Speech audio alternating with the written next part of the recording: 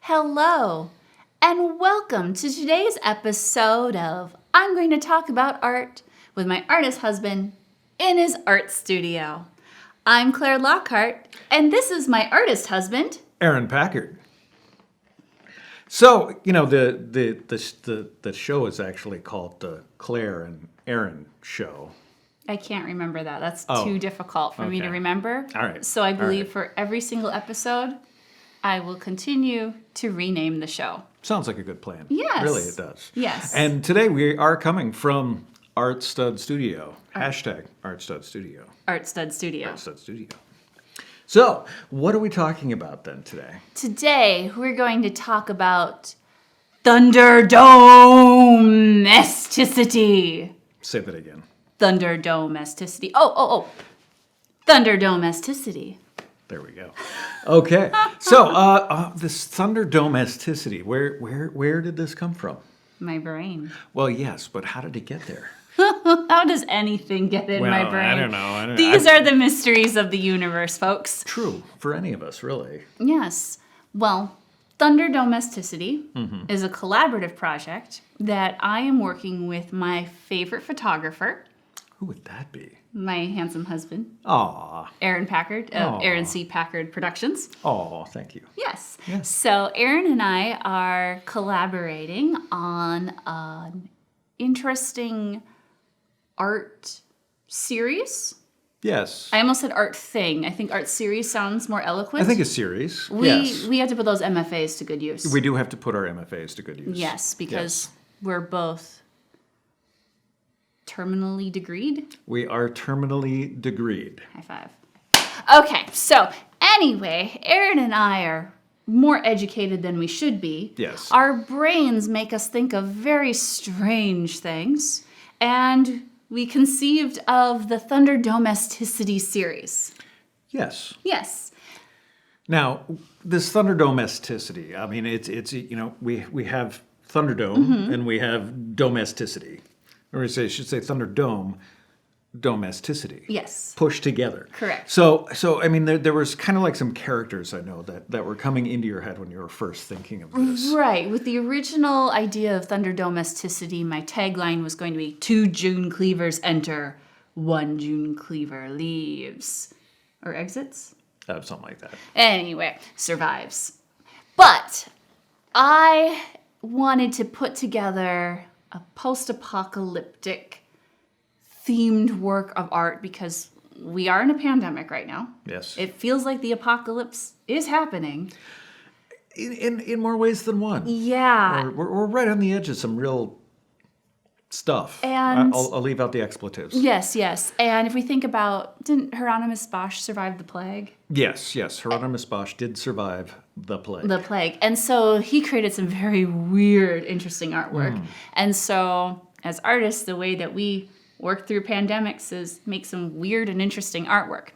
So I probably should back this up a little bit more. So we have Thunderdomesticity. And so this is basically a post-apocalyptic world, but based off of a 1950s sitcom aesthetic. Yes. So it's kind of similar to how Futurama is the future, but it's based on like a Twilight Zone aesthetic.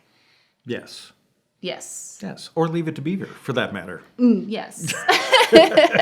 But it's this very futuristic world, but it has this older aesthetic that's something that is, I guess, kind of comforting because you went back to it. But then also, like, my greater body of work deals a lot with gender studies and expectations.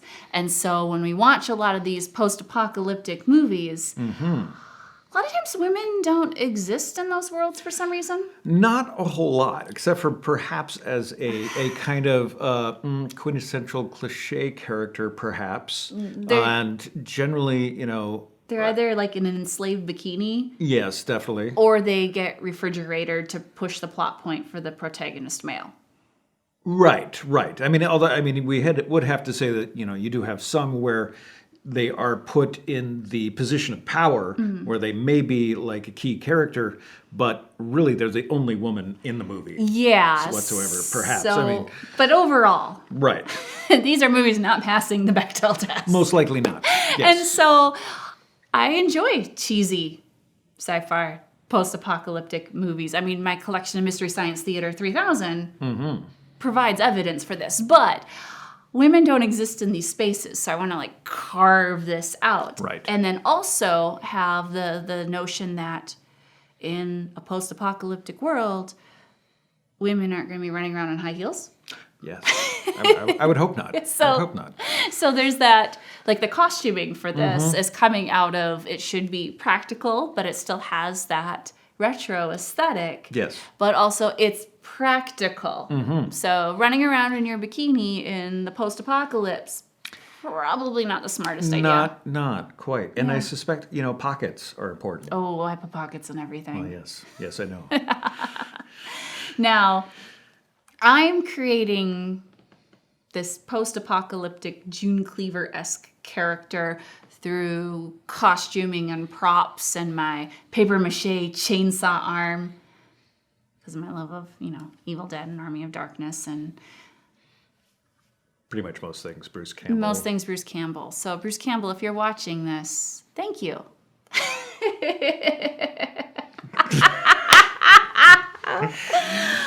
He's not going to watch this, is he? You never know. Let's get really famous so Bruce Campbell will be our friend. All right, sounds good to me. Okay, anyway, so I am doing the props and the costuming for me, but it's a collaboration. So share with our vast of screaming fans. Yes, I'm sure they're out there somewhere, what your perhaps. contributions are to this collaboration. Well, I mean, I think what my contribution is perhaps capturing or documenting this character that you have created and are creating, and then trying to figure out sort of, for the time being, local environments that we can use to place the character in, and then photographing in kind of fun ways to express sort of this post-apocalyptic, dystopian, perhaps idea. Right now, pretty much using skies and such, which we're kind of having an interesting thing happening now with the fires on the West Coast, giving us some very interesting skies here in the plains. And generally we're working towards sunset and things like that, and lighting and doing some different things. But it would be interesting, as we're moving forward, and I know you're interested in perhaps getting some other, especially women involved to create their characters for this. Yeah. And I mean, as the finished product, we'll have a photography series. Yes. I also want to incorporate like a happening or something. It feels like it's a very weird idea, and I want to do a non-traditional promotion or events with it. But that will have to be in the post-apocalypse, because right now, gathering with our friends is not the smartest idea. No. I mean, we can, if we do have some of those, we could do some very limited outdoor, perhaps, gatherings of a few of the people who want to get involved, and can, hopefully occasionally photograph one or two in outdoor, And respirators are a very good costuming device. Yes, definitely. And I'm sure some other masks can come into play here as well. I wonder if I know anyone with a gas mask. That would be good. I'm sure we could find some if we needed to. So where else do you see this going? I mean, in the future, how far do you want to take this series, or this idea, or whatever it is we're working on? Well, right now it's a very brand new idea. I've made the costume and I distressed it so it looks very post-apocalyptic, and then I'm using my domestic skills of sewing to be able to repair the damage to it. But between the first and second photo shoot, I already have added a lot more to the costumes to help develop it like visually with the character. But I would like to continue to perhaps do more costumes, make it more elaborate, so there's this degradation. It's kind of like if we were making movie posters for a movie that doesn't exist, and then each sequel just gets more and more epic. Yes. Lavish. Yes. Yeah, and I could see us, photographically, right now we're working with locations and doing things using that environment. But, perhaps to push these in certain ways, we might have to go to some interesting compositing at some point. Okay. create a more dystopian world, perhaps. I don't know. It'll be developed, and we'll have to see what happens. I like that you said developed because you're a photographer. Well, one has to, talk about the process. Oh. Yes. Should we have some more exposure I for think so. your work? We need much more exposure for the work. People should follow us on the social medias, the internets. Yes, they should. So mine is Klaire Lockhart. Yes, and mine is... Pack. What is it? Pack Photo? Pack Photo 450. 451. 451. Yes. Let's I came up with it a long time ago. do the swipe. Yes. Pack Photo 451. Yes.